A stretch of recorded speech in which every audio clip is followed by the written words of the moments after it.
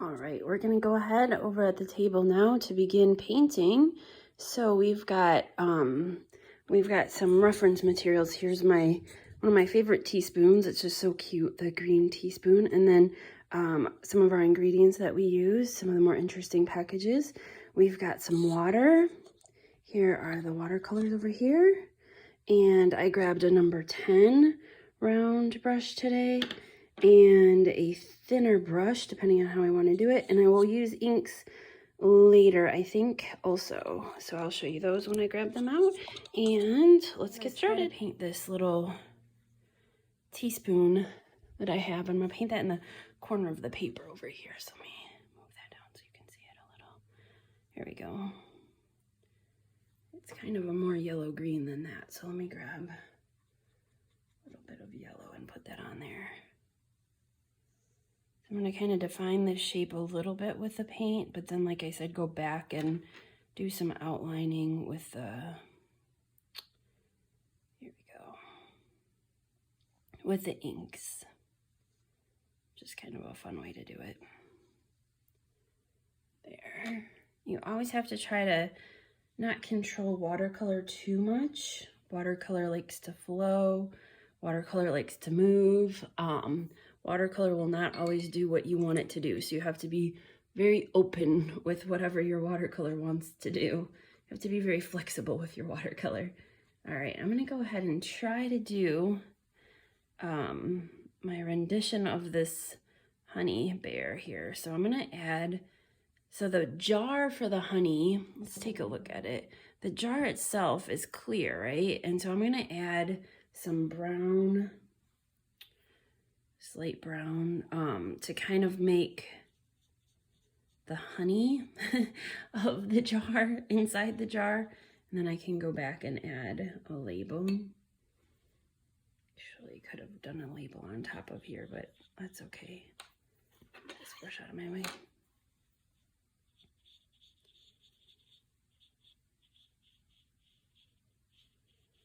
There we go. Kind of add the shape of the bear, and then I'll go back in and add a little bit more. Now I want to do a little bit of this yellow label and the yellow lid. So I'm gonna go ahead and grab a yellow from over here, maybe like this. It's kind of an ochre kind of a color. And again, I don't have all the color names in front of me. When I paint, I just really look at the colors that I want, and I grab that, and then that's what I use to do the painting. So there we go. I'm in debate right now about whether I should go in and let's try and see if it'll work. I'm gonna paint a little bit darker here to make that be the label where I can write the word honey. Apparently this is clover honey. There we go. So that's the shape that I need there for that guy. Tight again with my watercolors, and so you gotta take a deep breath and loosen up here a little bit. There we go. I'm really trying to get the shape of this bottle so it goes down a little bit like this, and then it kind of goes out a little like that. So I'm gonna do that like that. I'm gonna leave a little white on here just because it's kind of shiny. And then I think I also want to leave or make it light here so that I can go in and add that label here in just a little bit after this dries a little. And I don't really like how that looks furry. We don't have a furry bottle, so let me see if I can kind of fix that a little bit. There we go. It's not perfect, but it will do. And I'm not going to paint the lid at all. I'll make this side a little bit bigger to match the other side. Oh, it's getting away from me. It's getting away from me. All right. It's all right. Just do your best. Here we go. Does that look better? I'm gonna go ahead and fill this in and then just go over this with the red, I think. I'm gonna look at it from a different angle just to see how it looks. I'm kind of stand up a little bit. It's important if you're not painting on an easel or a slanted surface to sometimes look at things differently by like standing up. You know what, I could make this bottle a little bit bigger. Ooh, I just thought of a little cheat for myself.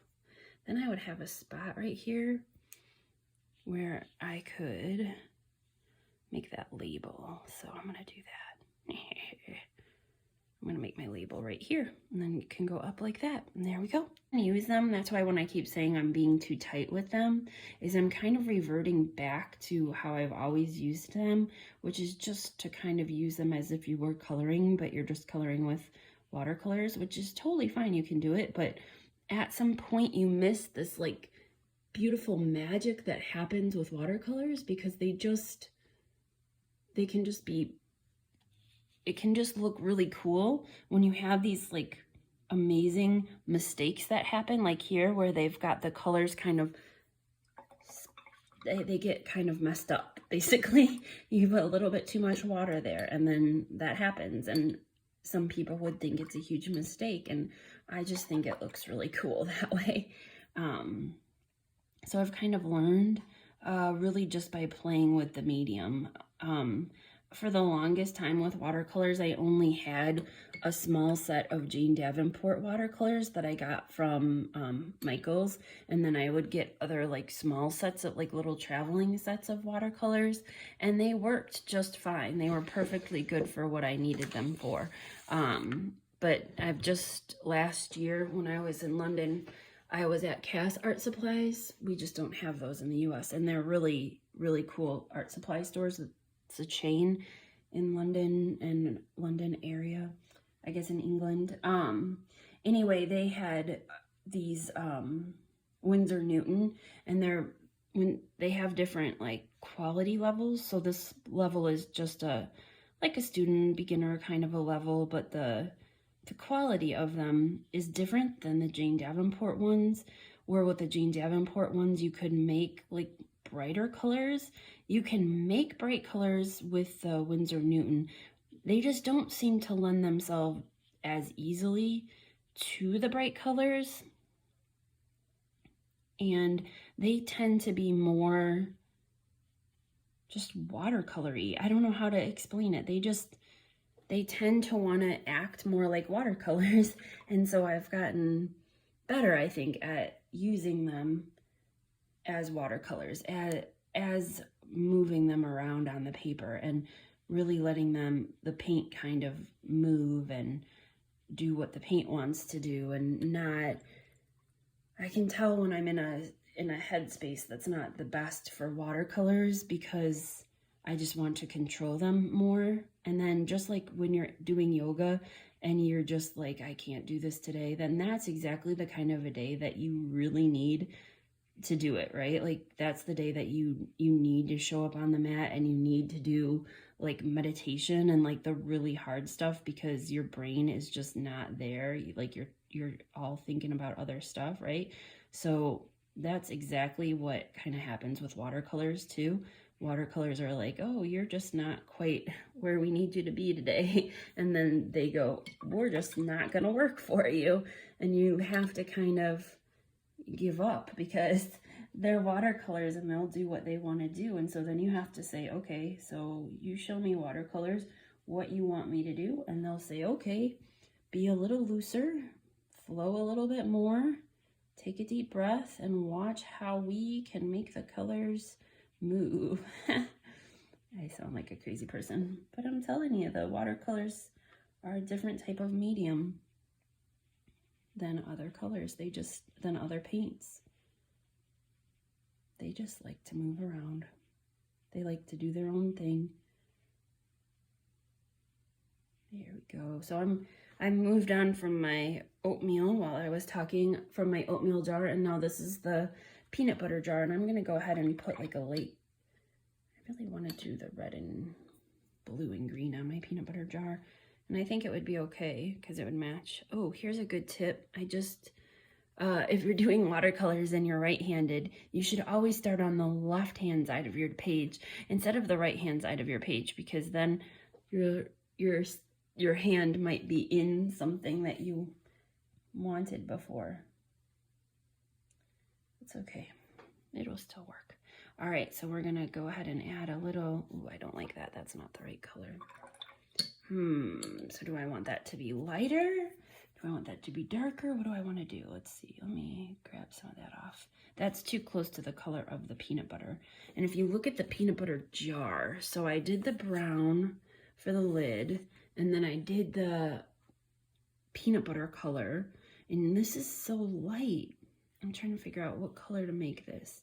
You know what, maybe I should leave this be white and then just do, I'm gonna do the blue, the red, blue, and green, and a brown here, and a red here, and then that'll kind of show the label a little bit.